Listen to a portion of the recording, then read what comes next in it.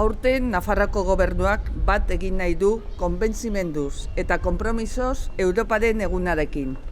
Urtero maiatzaren 9 ospatzen da Europa kohesionatua aldarrikatzeko, demokrazia sendoa aldarrikatzeko gaur egun nazioarteko testu inguruan dauden mehatxuen aurrean.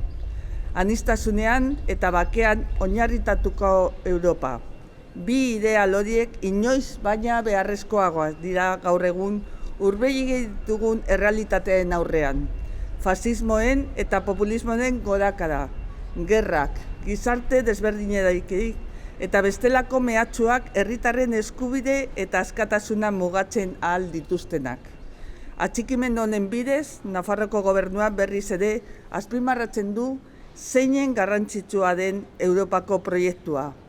Gorroto mezuen aurrean, gure demokraziak ahuldu nahi dituzten gezurren eta desinformazioen aurrean, Europa sorrerako espiritua berreskuratu behar du, elkarrizketaren, bizikidetzaren eta tolerantziaren inguruko adostasun unibertsala bilatzen duten balioekin.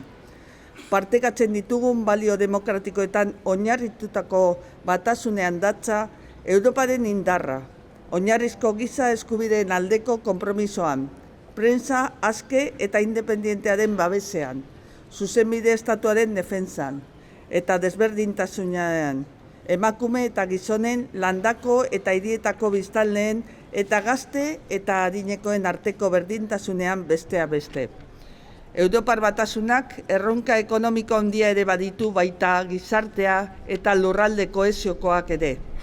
Horregatik, Nafarroko gobernuak uste du, Europar batasunak ausarta eta azkarra izan behar duela hartzen dituen neurrei eta erabakiei dagokienez, eta industria politikek eta kohesio politikek baliabideak eta laguntza eduki behar dituztela.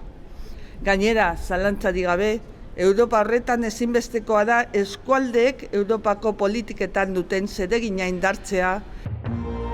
Gobierno de Navarra. Nafarroako gobernua.